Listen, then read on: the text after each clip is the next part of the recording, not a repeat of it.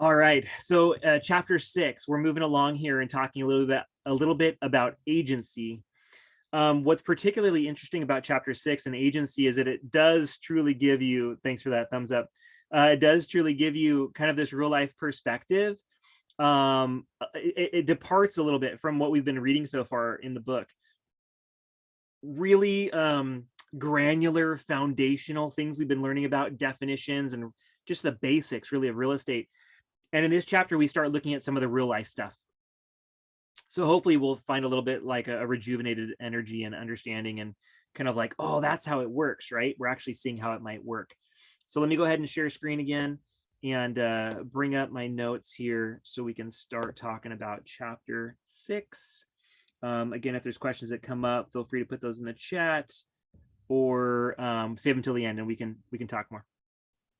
All right. So when we're talking about agency, the idea of an agent basically means that you're representing somebody. You're acting on somebody else's behalf. One of the things I'm grateful for in my experience, this isn't to like pat myself on the back, but because of my experience that I had in my master's, my MBA program, Master's in Business, and then more specifically, some of the real life stuff I've experienced in dealing with lawyers and dealing with contracts, and then teaching in business, business law particularly, really gives me or has given me, I felt, a good kind of overall understanding of business. And I think a lot of people, when you come into real estate, you think about specifically real estate, and you're not thinking about real estate being a business, but it is. And so we get a term like agency and agent. And what that means at its root is that you're representing somebody else. And so this term agency doesn't mean some magical thing other than the fact that you're acting, your actions, your words are in fact representing somebody else. So we see that in real estate most commonly in two different ways. We have mainly two sides of a transaction, and we're going to look at the seller. Yeah, it's working better. And the buyer. Right? So we think about these two different sides of the transaction.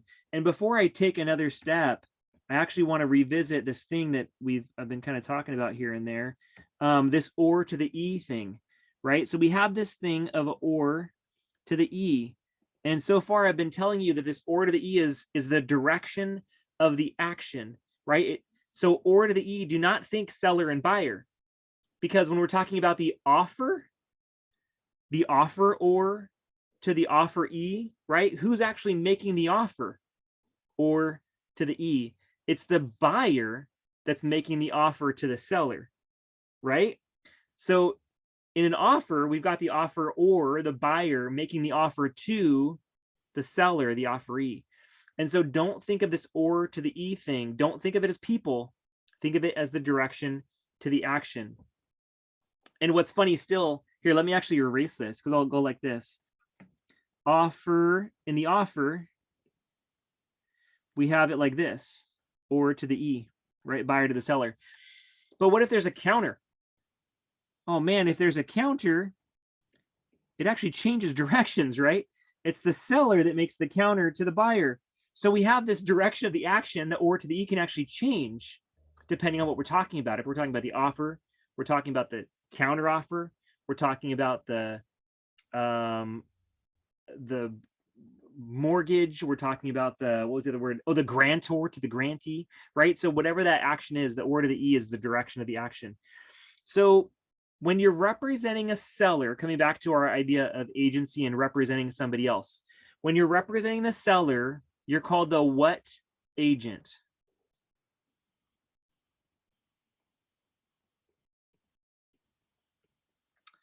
The listing agent, right? This is the term that's used, the legal term when you're representing the seller. You might have said, or in your brain, you're thinking the seller's agent. So here's where it gets a little tricky. The legal term when you're representing the seller is called the listing agent. When you're representing the buyer, the technical legal term is actually called selling agent. And that might sound confusing, right? But this is accurate. This is the truth. You also may actually refer to this or have heard of this term called the buyer's agent. And in real life, we look at this side representing the buyer, and these two terms could be used interchangeably. Technically, the buyer's agent, though, means something different. It actually means that you have a contract with the buyer, which is not a typical situation, at least in Orange County in the last couple decades. It can happen, but usually this term, the buyer's agent, is just kind of used as a kind of like we would say a mortgage in our loan, right? Even though it's really a deed of trust. When you're representing a client, we see this buyer and seller, and they are referred to as principals. I think it's AL. I think it's AL, a principal. So your client often is called a principal. So we can look at the situation, and you might be a salesperson. You have a salesperson's license issued by the Department of Real Estate, and you are acting as a listing agent. And so here's where we see those terms kind of interchangeably used, right? Oh, I'm a real estate agent, meaning I represent somebody else, right? Or I'm a real estate salesperson, meaning that you have a salesperson's license. It's actually a level of a license, right? But these terms are often interchangeable. So when we look at this term, when we look at this term agent, what we're really talking about is representation.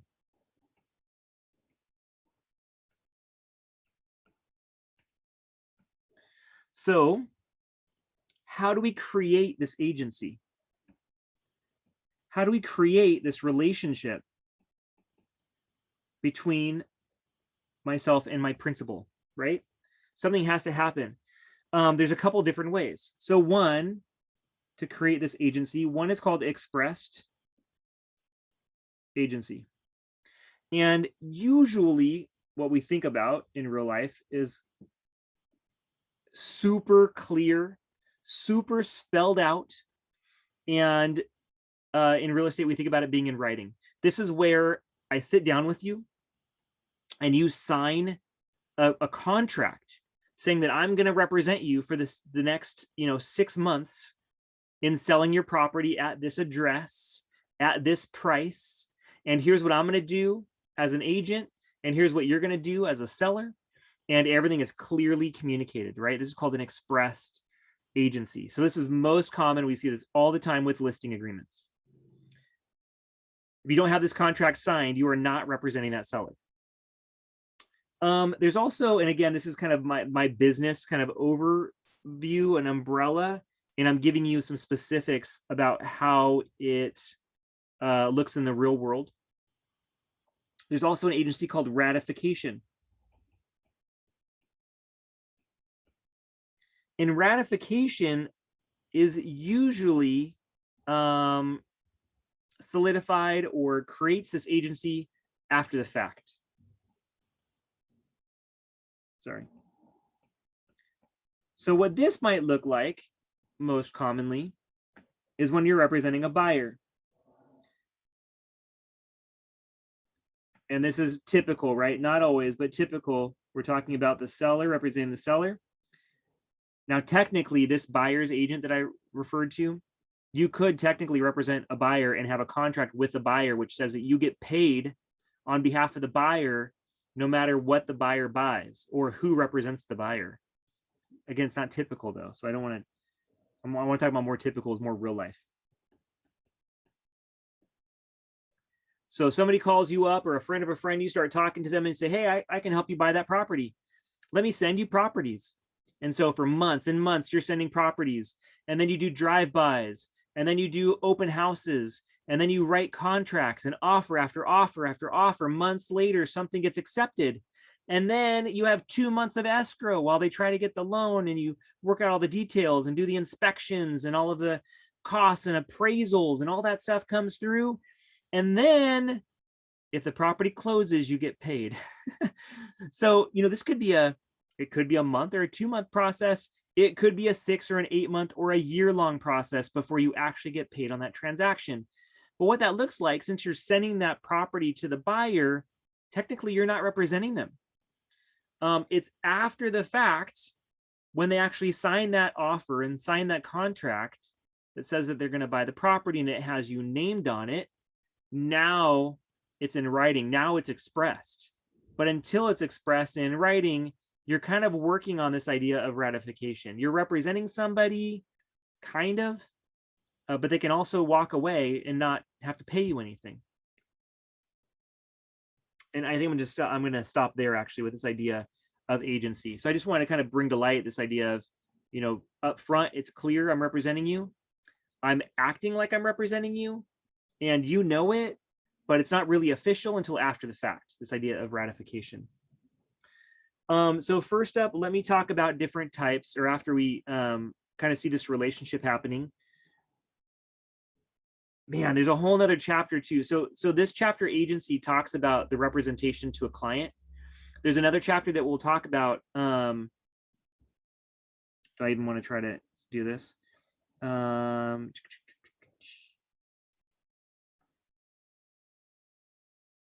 Yeah, I was trying to just take a quick peek at the other chapter titles. There's another chapter when we talk about the broker relationships and how the commissions work and all that stuff. We're not quite there yet. I don't want to jump in too deep here. But this gives us this chapter that talking about agency. It does spell out how we're actually interacting with and representing other people. So listings, we'll talk about different types of listings that exist. So when you're representing the seller, you're called the what agent, the listing agent. Let me go ahead and explain them in a kind of comparison here. I like to do this so that we can clearly see the differences and different concepts. So first up, there's an open listing. There's also something called an exclusive agency.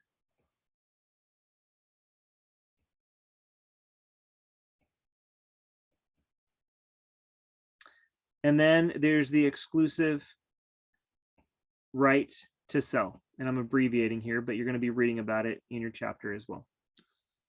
Exclusive authorization and right to sell. Notice right off that two of these have this word exclusive in it.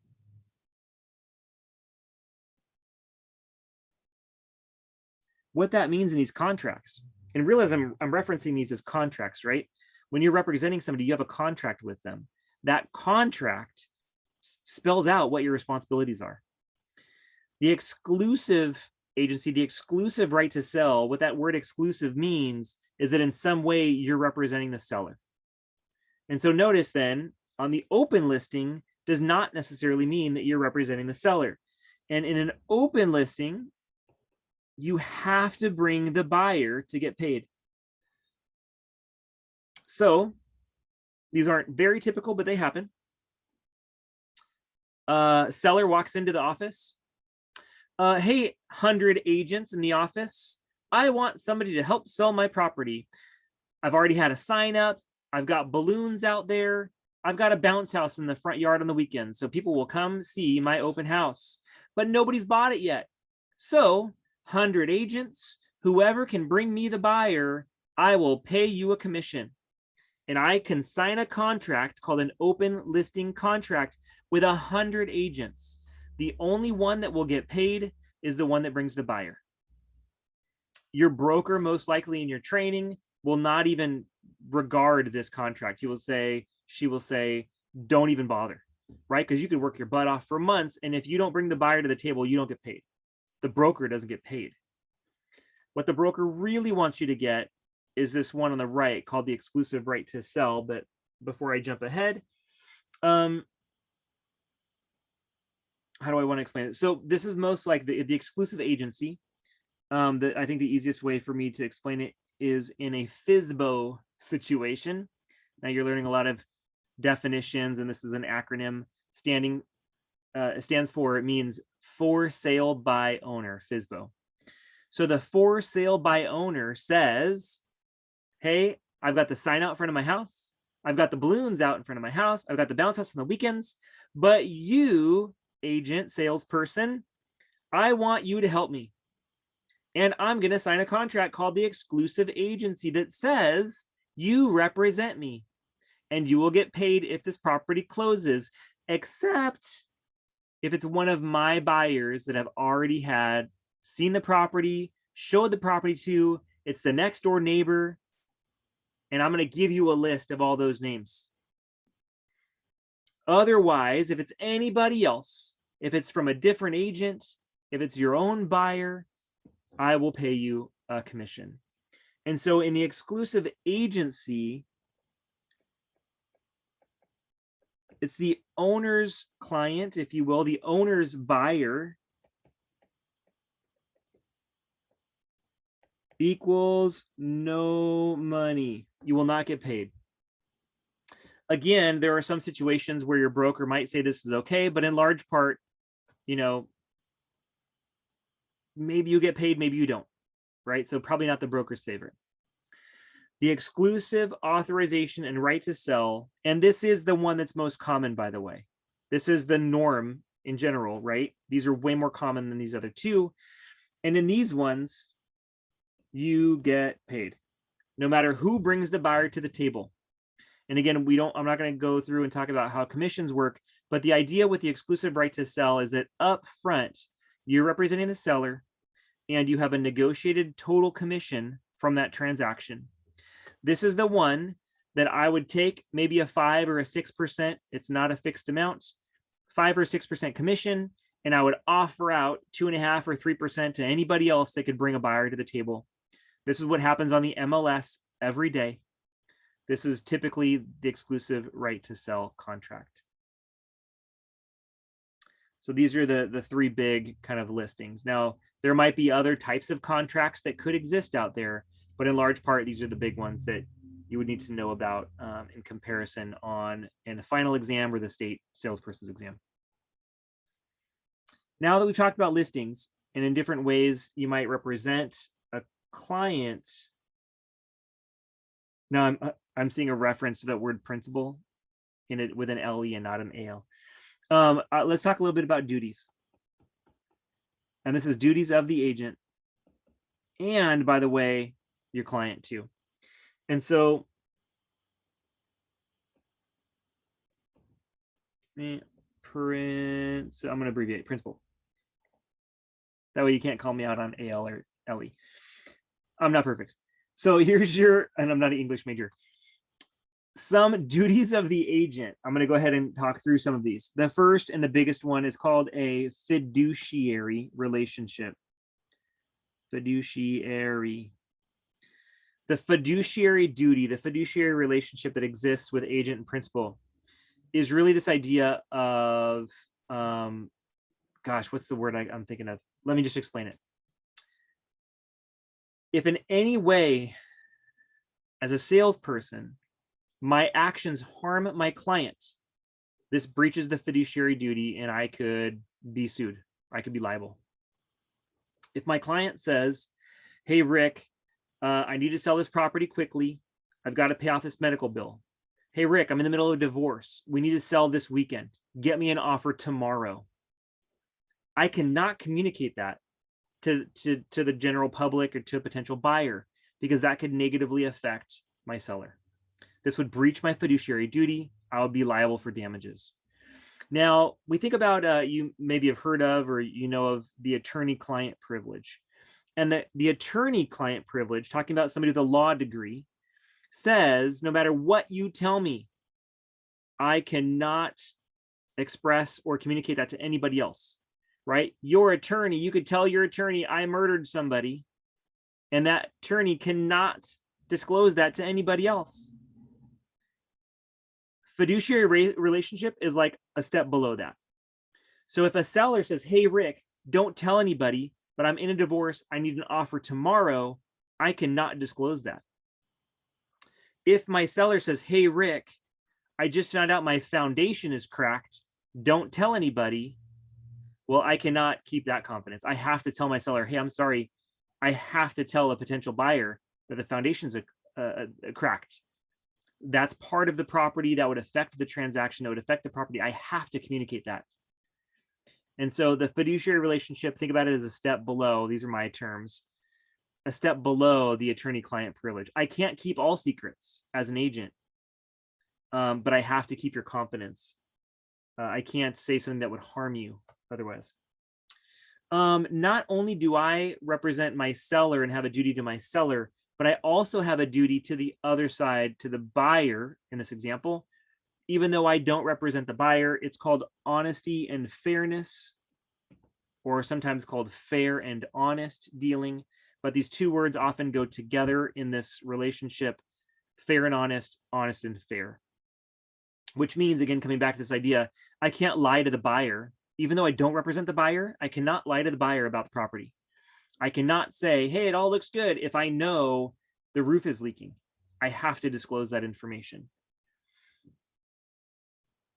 Kind of relating back to the fiduciary relationship, I have to keep confidence, right? I have to keep certain things confidential for my client. I have to disclose information both to my client and to the other side, as we just learned. There has to be disclosure involved. And I think I'll go ahead and stop there on the agent side.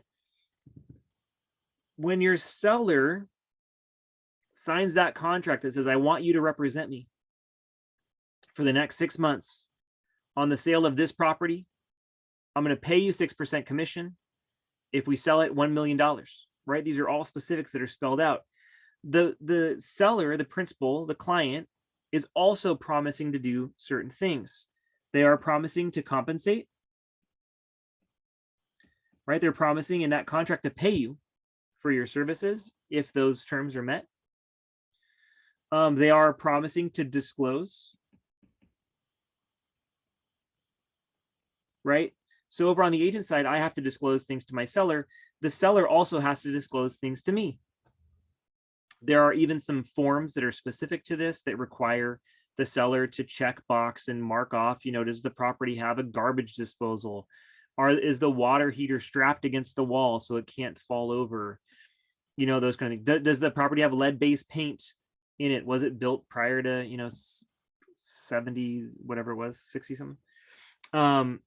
So this idea of disclosure has to be brought up as well. If the seller hides something from the agent, the seller can be liable for that. This form that I'm talking about is called the Transfer Disclosure Statement, the TDS for short. Again, you'll read about it in the chapter. The Transfer Disclosure Statement is this form that the seller is required to fill out, again, disclosing certain terms. So this is just a real quick kind of overview of this idea of duties, responsibilities that the agent has, and also that the seller has in the transaction. Making the property available, right? If you have a client that wants to see the property and it's for sale, but the seller doesn't allow you to come see the property or doesn't allow you to have hold an open house, right? Those details are in the contract. How are you going to sell the property if you can't see it, right? So all those things have to be negotiated on the front side in this express agreement. Did you get that? This signed, very clear agency that exists. All right. I discussed this a little bit in the last chapter, but I want to go ahead and kind of review it here again, because we have this interesting perspective.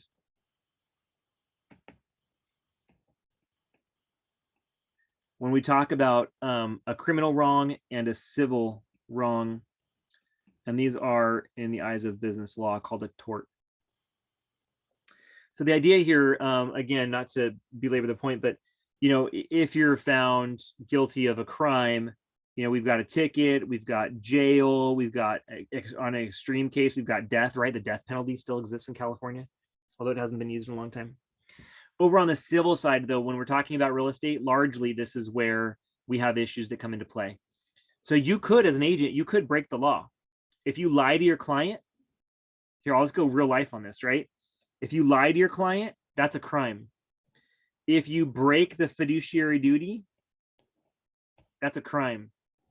If you promise your client to do something that you have control over and then you don't do it, it's actually called fraud.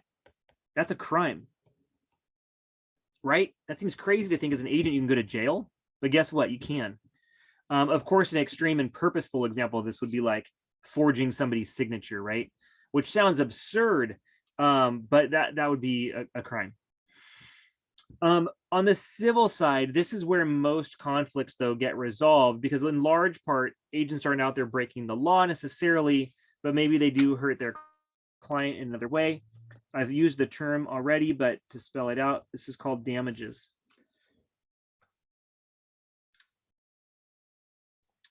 The idea of damages is that you have caused me harm. Your actions have caused me harm. Again, most of the times it's not necessarily breaking the law, but maybe you said something that you didn't mean to. Maybe there was a mistake made, and my actions caused somebody harm. Hey, seller, go ahead and sign this offer now. We'll get your property sold, and I promise we will find you another property to move into. Can you promise that? No way, right? I can't promise that you're going to find something you like. I can't promise that once we find it, you'll be able to buy it, that you could get the loan on it, that you have enough money for it. I have no control over that stuff, right? And so this is where you would have somebody maybe retiring who signed that contract, and then they come back later and say, Rick, you promised we could find another property to buy, and now I'm homeless. I'm going to sue you. Well, I didn't break the law, but my actions caused the client harm. This would be considered damages. This would be a civil case, considered a tort. I would owe somebody money. There's another type of resolution. I can't think of the word I'm thinking of, where you do something wrong, and maybe it's not about the dollars so much, but it's about an action. This term is called specific performance. The idea here is that you're required in this lawsuit to do something. So an example, a pool guy is building a pool in your backyard. You pay the money and the pool contractor does not finish the pool. You can sue the pool company and say, do what you said you're going to do. The court says, we rule in favor of the homeowner. Pool company, build the pool, do it, right? So the idea of the specific performance is to do it. It's to act, it's to perform. In real estate, that rarely works though, right? You can't say, agent, you said you were going to sell the house, now go and sell it. Well, I can't really control that, right? I can't make somebody buy property. So usually in real estate, it comes down to damages. Usually in real estate, it comes down to dollars out of pocket to resolve a situation. So the term that you might see in a test or at the state exam says specific performance, not for the broker, right? You can't make a broker go sell a property. You can't make a broker get somebody to buy a property. You just can't control that. All right, and the last point, when we're talking about agency, and to kind of bring it full circle, we're talking about the seller and the buyer representing the seller and negotiating that commission. The last point we want to make in this idea of agency is this idea of commission. And you might see a question that says something like, when is the commission earned? When did you actually earn those dollars?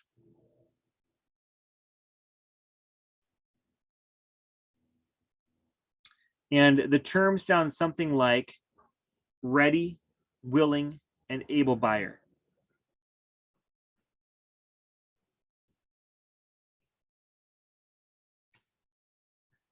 The biggest point about this though I'll make is that it's really defined in the contract. When you sign that contract with the seller, and it spells out specifically, it's an express contract. It says specifically who's going to get paid and what and how and when. It's going to spell out in that contract when you have earned that commission. In real estate, the vast majority of contracts coming out of the Association of Realtors talks about this idea of a ready, willing, and able buyer. So if I have a listing with you for 6 months to sell your property at $1 million, and I'm going to get 6%, when an offer comes in at $1 million from a buyer, technically I have earned the commission. I'm bringing the buyer to the table.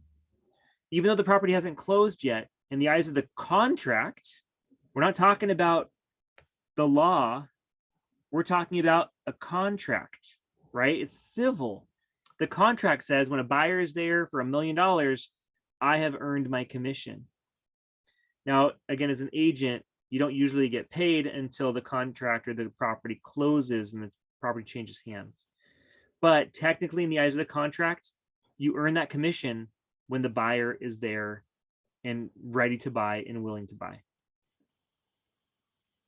I've actually seen that happen where an offer comes in and the seller goes, oh my gosh, what was I thinking? I can't sell my property.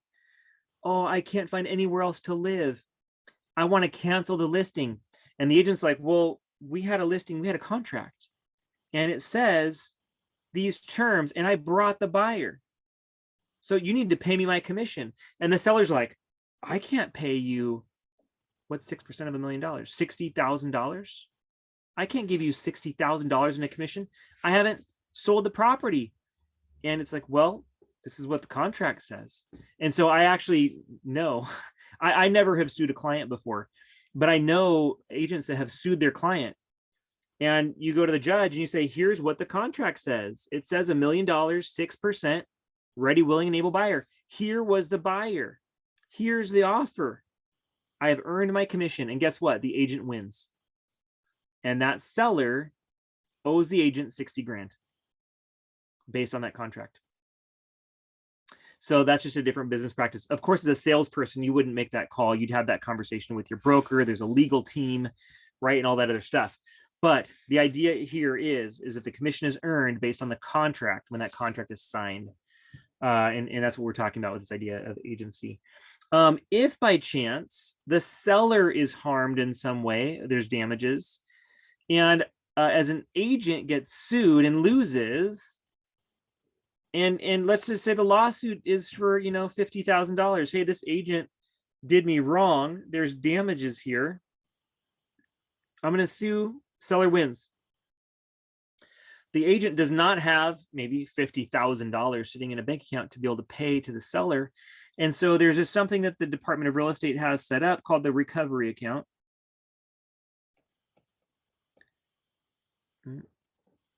And the recovery account is basically a protection in place to help the public that if, say, a client, a seller, wins a lawsuit but cannot collect money directly from the agent, the Department of Real Estate has money set aside, in essence, to protect the public. This is similar to a contractor who is a licensed person and has to carry an insurance and a bond. And that bond is there to help protect the public in case the contractor messes up. That's just like with this recovery account. It's something there to help protect the public, to be able to collect at least some of the money, and not have to wait for the individual to actually pay them back and make them whole. So this is an overview of agency. Again, we talked about several different ways. Quick recap, how we can represent clients, both on the seller side and the buyer side. We talked about different ways to create that agency. It can be in contract form in paper up front, or it could be by actions and a contract later, like when we represent a buyer. Excuse me. We looked at some different ways that a listing can look like: open, exclusive agency, and exclusive right to sell. These are the three big listing contracts that you might get questions on, both at the test, at the state. What the duties look like as an agent, the responsibilities as an agent, but also the fact that the principal, the client, also has duties and responsibilities in a transaction. In large part, if there's something that goes wrong, it's usually a civil situation, a tort, that the most common resolution that comes out of that is usually damages. It usually is money, dollars. And the idea of a commission, how that's earned in a contract, usually comes down to the fact that the agent brings the buyer to the table, brings a ready, willing, and able buyer to the table, fulfilling that contract.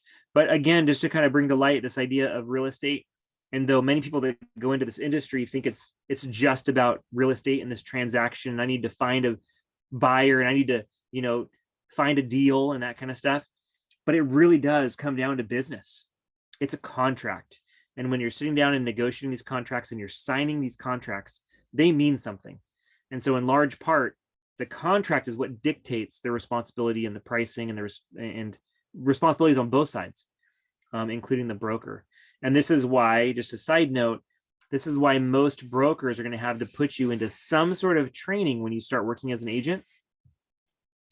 And I would really suggest you, as you go out into this industry, if you're looking to work in the industry, that you not only find a broker that gives you training up front, but find a broker that gives you ongoing training. Like, are there classes that you can take? When you're 6 months in being a new agent, does the broker offer any sort of training, not just to train you how to sell real estate, but to train you how to run a business, to train you how to market yourself, to train you how to communicate better, to train you how to plan your business and budget, right? Like, to train you how to run a business. Because most people coming into this industry have not been an agent before, haven't been licensed before, haven't sold real estate before. Most people haven't owned their own business before. And so coming into real estate, it's almost like a double challenge. You have to learn the trade and learn the industry and learn how it works. And you have to learn how to run a business, because this is a business in its nature. So hopefully that gives you a little bit of insight on agency and also some real life about the real estate world and, in your next steps, owning your own business. All right, so let's go ahead and answer any questions.